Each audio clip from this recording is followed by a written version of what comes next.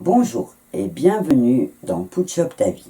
Dans cette vidéo, pour en finir avec les principaux freins que l'on a commencé à voir ensemble, je vais te faire plonger dans le monde des fausses croyances et des croyances limitantes.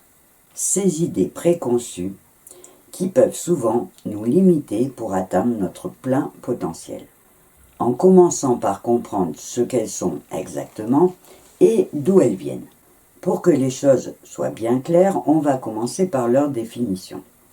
À savoir que pour les fausses croyances, on dit que c'est des convictions que l'on accepte comme vraies sans les remettre en cause alors qu'elles ne reposent sur aucun fait. Et les croyances limitantes sont des types spécifiques de fausses croyances qui nous amènent à penser que l'on n'est pas capable de faire certaines choses.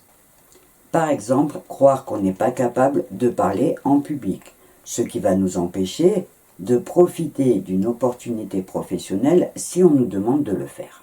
Et si j'ai choisi cet exemple, ce n'est pas par hasard, c'est parce que j'ai découvert que la peur de parler en public, ce qu'on appelle la glossophobie, est tellement importante chez certaines personnes qu'elles préfèrent mourir que de parler en public. Mais je t'en reparlerai dans une autre vidéo parce que dans celle-ci, on va se concentrer sur les croyances. En commençant par comprendre ce qu'elles sont exactement et comment elles se forment. Il faut bien comprendre qu'elles peuvent bien sûr provenir de différentes sources. Dans cette vidéo, je vais te présenter les trois principales, à savoir la première étant évidemment l'environnement familial, avec les idées reçues transmises par les parents ou la famille. La deuxième, ce sont les expériences passées, notamment les échecs et les critiques que tu as reçues et qui ont marqué la perception que tu as de tes propres capacités. Et enfin, la troisième, et pas des moindres, ce sont les influences culturelles et sociales, c'est-à-dire les normes sociétales qui nous dictent ce qui est normal ou acceptable de ce qui ne l'est pas. Maintenant que nous connaissons ces possibles origines, la question va être de savoir comment tu peux identifier les croyances qui te posent problème dans ta propre vie. Encore une fois, je vais te conseiller d'être attentif à tes pensées et à tes affirmations négatives récurrentes. Pour t'aider, je te propose de te poser deux questions. La première, évidemment, ça va être de te demander quelles sont les croyances qui pourraient aujourd'hui te limiter. Et la deuxième, ça va être de te demander ce que tu crois sur toi-même aujourd'hui et qui ne pourrait ne pas être vrai. Les identifier est bien évidemment le premier pas crucial. Vient ensuite la question de savoir comment les surmonter. Alors bien sûr, encore une fois, tu te doutes qu'il y a plusieurs possibilités de stratégie. Et dans cette vidéo, je vais t'en présenter trois que je trouve plutôt simples. La première va être bien évidemment de remettre en cause tes propres croyances pour défier leur véracité. Sont-elles indiscutablement vraies?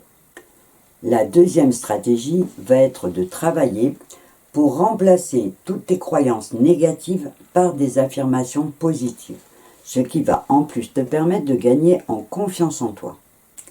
Et enfin, tu peux choisir l'exposition progressive, en te mettant petit à petit dans des situations qui vont t'amener à remettre en cause ces fausses croyances par des actions concrètes.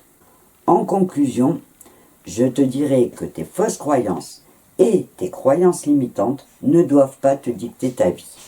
En les identifiant et en les surmontant, tu vas ouvrir la porte à de nouvelles possibilités et à un meilleur épanouissement personnel. Je vais m'arrêter là pour cette première vidéo, en espérant que ces premiers éléments vont te permettre de mieux comprendre les croyances qui aujourd'hui te limitent dans ta propre vie. Et en sachant évidemment que j'aurai l'occasion de t'en reparler.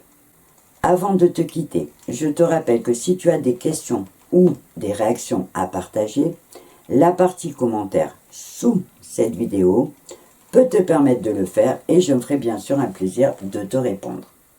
D'ailleurs, n'oublie pas que comme je n'en suis qu'à mes débuts, j'ai vraiment besoin de tes retours pour savoir ce que tu penses de mes contenus et aussi pour savoir si mes explications sont suffisamment claires. Cette fois, tu sais tout. Alors, je te donne évidemment rendez-vous dans mes prochaines vidéos. Et en attendant, je te souhaite une belle journée ou une belle soirée. Et je te dis au revoir et à bientôt.